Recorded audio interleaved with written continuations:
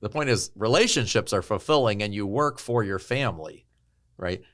Maybe you can find meaning in work by offering it to God, right? But it's hard to find. Work was never meant to be fulfilling kind of on its own. But when we remove work from, hey, I'm working for my wife, for my kids, for my parents, we end up with this kind of antagonistic relationship towards work.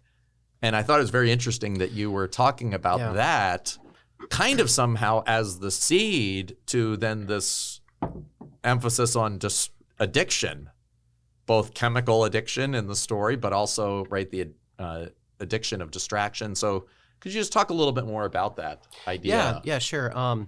So even in terms of work, work is perhaps one of the most fundamentally human actions that we do. I mean, we are always working in some capacity, and from the very dawn of civilization, or even caveman or whatever it might be, there always was work.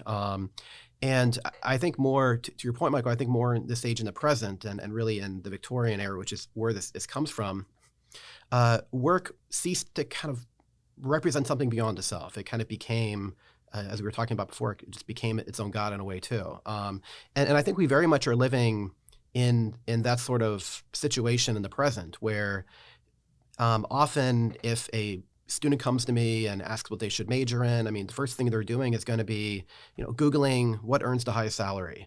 And it's not a matter of if it's work that they would find fulfilling, they would enjoy, they would want to do it for the next 40 years or so. It's simply, how much money can I make? And so I think we also need to kind of restore a centrality of work in a way that work is a vocation. It's not simply a job. It's not simply something we do to collect a paycheck, but it becomes something that is really constitutive of who we are as we are giving of ourselves to our family, to our community, to our country, and to really the world in that sense too, all in service and really kind of imitation of God. That God, for 6 days is working. And so we're called to participate in that. And so again, that way of looking at work, not in reference to the society as Victorians would do, of, you can make more socks and therefore your work is important, but that our work is meant to be in reference to God and to imitate God in that way. And in a way to view our work and to live in the fruits of our labor, in a way that is ultimately aligning with God's vision of the human person. Mm-hmm. Yeah, and I think there's also that element in the Victorian age, which, like our own age, that was kind of the first age of consumption. Exactly. Yeah. Right, of overproduction and overconsumption, is that in a way work was no longer the immediacy of you're working to survive. I mean, like, you're working so you can eat, right? Kind of like work doesn't need to have much motivation when you need to work in order to eat in the winter. So if you don't work during the summer and you don't harvest and help other people harvest, right? Not that those societies were idyllic or anything. I mean, they had just as much sin as any other age, but work had its own explanation. But in a way, in the Victorian age, when work becomes about overproduction and somewhat overconsumption, then the question is, does it really matter in a way? Because and that seems to me to be kind of, that's when then the deeper meaning of work as this vocation, as something that Adam and Eve were called to do. Adam was called to work in the garden in Genesis 2:14, to till it and keep it. And so we begin to see that. So, but in the midst of all that, right, we have this kind of decline into Mr. Hyde, right? We have this decline into somewhat a drug-fueled, violent ecstasy, right? I mean, how else do we want to put it? And he says, he writes this, he says, I felt younger, lighter, happier in body.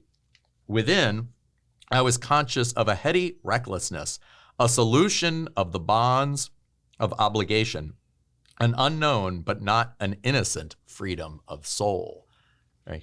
And it does seem that today we also see a little bit of that. I mean, I mean, there's so many different things. We were talking a little bit about, during the break, right? The kind of rampant use of steroids among young men under 25.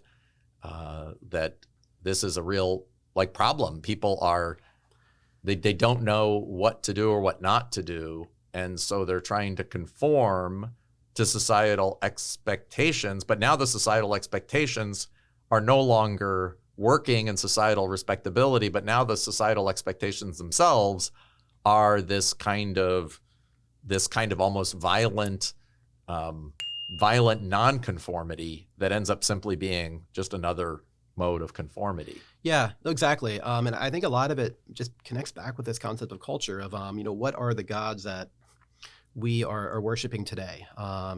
And I think that's an issue that, again, resonates with the Victorian era. Okay. Because and I think the year that Jekyll and Hyde is written is important. So 1886 is really a time in which you're shifting out of a culture that is dominated by work more to like leisure and to consumption and much of that. And so part of that is you're having more people across all sections of society that are now living primarily in cities, and they're living in a public sphere. Okay, you have the advent of department stores around the same time. You have professional, or you have national holidays. You have these ways of kind of celebrating as a nation together. So all these different things are actually kind of putting large groups of people together. And part of this age, which is known as mass society, is a sense that you are who you are based upon how you are viewed in the crowd. Okay, how you distinguish yourself, how you are different from other people. And so there is, and a lot of Victorians at this point really talk about that almost incessantly, of just walking down the street and having all eyes look at you, of kind of judging and comparing yourself to other people too.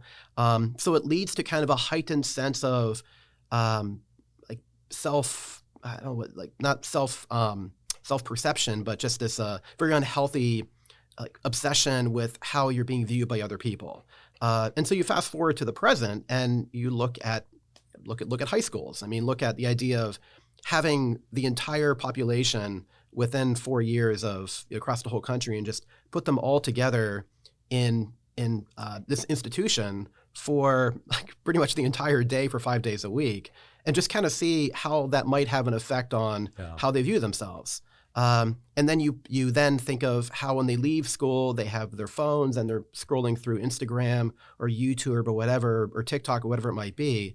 And they're seeing these constant images of perfection. Okay. It might be, and in a visual society, it's often based upon like how we look. Okay. So you've seen incredible growth in, just kind of call it like bro science, or in this idea of you are who you are based upon the size of your muscles, or based upon, your steroids use or whatever it might be. And so I think there is kind of a sense where like we have lost the ability to view ourselves through anything other than our peers. And in light of that, there is this arms race of, how do you become recognized? And if you have an online presence, how do you get clicks, or how do you get likes? Is by being more so than anybody else. And so then you have the individual who is looking at this environment, and they are immensely they're incompetent. They're deficient in this way. And it's interesting because even looking at like ancient Greece, which has that same focus on the body and on physical perfection, but they had also a sense of idealism that you can pursue perfection, but you can never achieve it.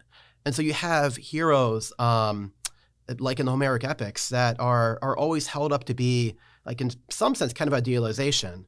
But there's a realization like you're never going to get there. But I think in the present, we have this kind of classical idealism that's fused with like a modern sense of realism or materialism, where people actually think they can look like Captain America. And the way Captain America does that is through steroids.